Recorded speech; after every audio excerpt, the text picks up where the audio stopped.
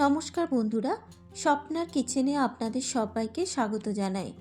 আজকে আমি আপনাদের সাথে শেয়ার করব শীতের দুপুরে শিম আর লাল মূলো দিয়ে ট্যাংরা মাছের ঝোল। এই রেসিপিটা কিন্তু বাড়িতে প্রায় সবাই বানিয়ে থাকে।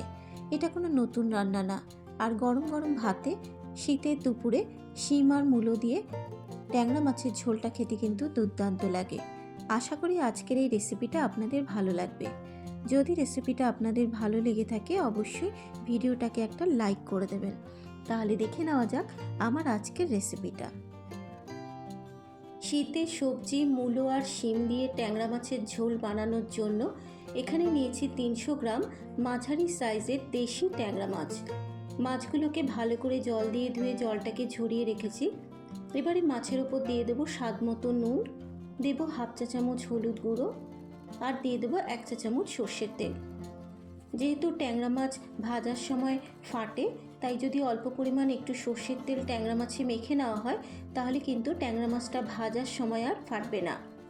নুন, হলুদ গুঁড়ো আর সর্ষের তেল দিয়ে মাছটাকে মেখে নেবার পর এভাবে 10 মিনিট মতো রেখে দেব, যাতে মাছের মধ্যে নুনটা খুব ভালো মতো ঢুকে যায়।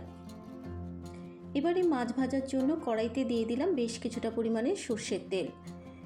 তেলের উপরে দিয়ে দেবো অল্প পরিমাণ একটু নুন, যাতে মাছ ভাজার সময় মাছটা কড়াইতে লেগে না যায়। তেলটা যখন গরম হয়ে যাবে তেলের মধ্যে মাছগুলোকে ছেড়ে দিলাম। এবারে গ্যাসের ফ্লেমটাকে মিডিয়ামে রেখে ক্রমাগত নেড়ে চেড়ে মাছগুলোকে হালকা করে ভেজে নেব। তবে মাছগুলোকে বেশি কড়া করে ভাজবো না। মাছগুলো যদি বেশি কড়া করে ভাজা হয় মাছের স্বাদ কিন্তু নষ্ট হয়ে যায়, তাই মাছগুলোকে আমি হালকা করেই ভেজে তুলে নেব।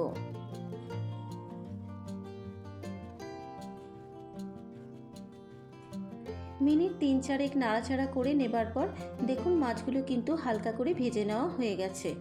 এবারে মাছগুলোকে একটা পাত্রের মধ্যে তুলে নেব।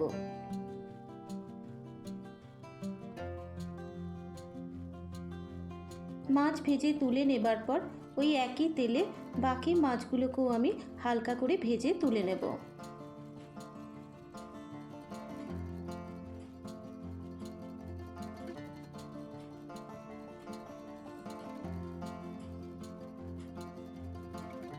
ক্রমাগত নাড়াচাড়া করার পর সেকেন্ড ব্যাচের মাছগুলোও কিন্তু হালকা করে ভেজে নেওয়া হয়ে গেছে।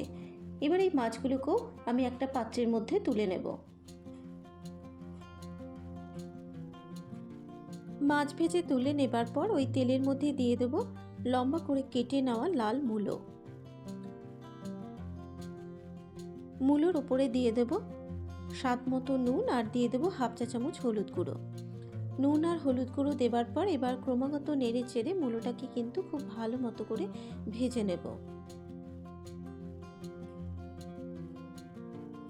মিনিট 3-4 নাড়াচাড়া করে নেবার পর দেখুন মূলোটা কিন্তু খুব ভালো মতো ভাজা হয়ে গেছে। এবারে মূলোটাকে একটা পাত্রের মধ্যে তুলে নেব।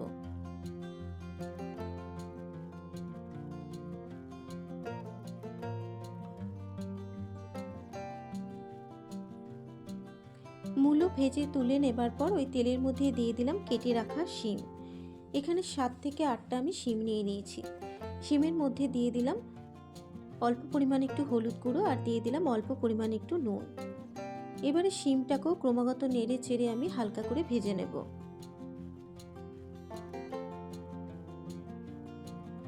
মিনিট 3 নাড়াচাড়া করে নেবার পর শিমগুলো কিন্তু ভাজা হয়ে গেছে। এবারে শিমগুলোকেও একটা পাত্রের মধ্যে তুলে নেব।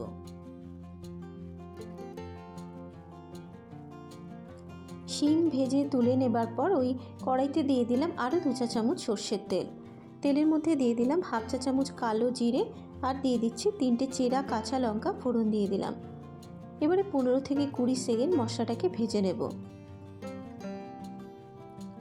মশলাটা ভেজে নেবার পর এবার এর মধ্যে দিয়ে দেবো একটা মাঝারি সাইজের পেঁয়াজ কুচানো। এবারে গ্যাসের ফ্লেমটাকে মিডিয়ামে রেখে ক্রমাগত নেড়ে চেড়ে পেঁয়াজটাকে লাল করে ভেজে নেব।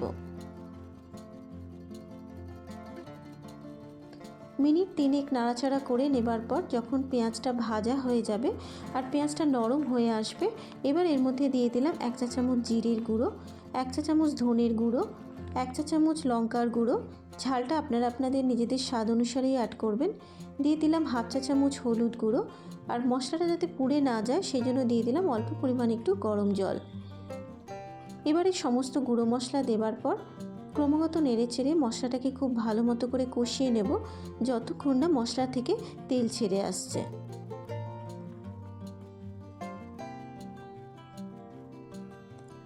মিনিট 3-4 মশলাটাকে কষানো হয়ে যাবার পর মশলাটা থেকে যখন তেল ছেড়ে আসবে, এবার এর মধ্যে দিয়ে দেব ভেজে রাখা মূলো আর শিম, আর দিয়ে দেব একটা মাঝারি সাইজের টমেটো কুচানো। ভেজে রাখা শিম, মূলো আর টমেটোটা দেওয়ার পর এবার মশলার সাথে মিশিয়ে নিয়ে আরও মিনিট 2 মশলার সাথে সবজিগুলোকে কষিয়ে নেব যতক্ষণ না টমেটোটা নরম হয়ে আসছে।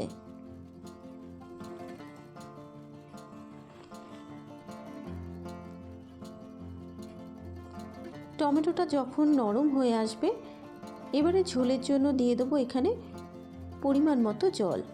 আপনারা যে যেরকম ঝোল খাবেন সেই বুঝেই কিন্তু জলটাকে অ্যাড করবেন। জল দেবার পর এবার আবারও একবার একটু নাড়াচাড়া করে নেব। আর এখানে কিন্তু আমি গরম জলেরই ব্যবহার করেছি, আর রান্নায় যদি গরম জলের ব্যবহার করা হয় রান্নার স্বাদ কিন্তু দ্বিগুণ বেড়ে যায়। এবার আমি ঝোলের মধ্যে দিয়ে দিলাম স্বাদ মতো নুন। নুন দেবার পর এবার খুব ভালো মতো করে নুনটাকে মিশিয়ে নিয়ে গ্যাসের ফ্লেমটাকে লোতে রেখে মিনিট 5 ঢাকা দিয়ে শিম আর বেগুনটাকে সেদ্ধ হতে দেব।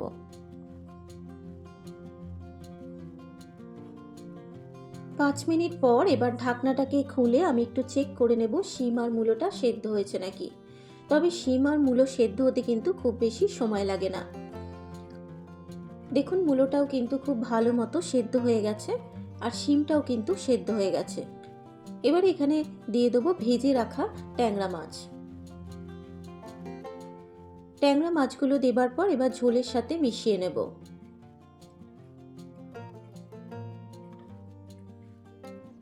ট্যাংরা মাছটা যখন ঝোলের সাথে মেশানো হয়ে যাবে, এবারে গ্যাসের ফ্লেমটাকে লোতে রেখে মিনিট 2 ঢাকা দিয়ে মাছগুলোকে ঝোলের সাথে ফুটিয়ে নেব। 2 মিনিট পর এবার আমি ঢাকনাটাকে খুলে দিলাম। শিম আর মূলো দিয়ে ট্যাংরা মাছের ঝোলটা আমার প্রায় তৈরি হয়ে গেছে। সবশেষে দিয়ে দেবো এখানে অল্প পরিমাণ একটু ধনেপাতা কুচানো। তবে ধনেপাতাটা যদি আপনাদের অপছন্দ হয় আপনারা কিন্তু নাও দিতে পারেন। ধনেপাতাটা দেবার পর এবার ঝোলের সাথে খুব ভালো মতো করে মিশিয়ে নেব।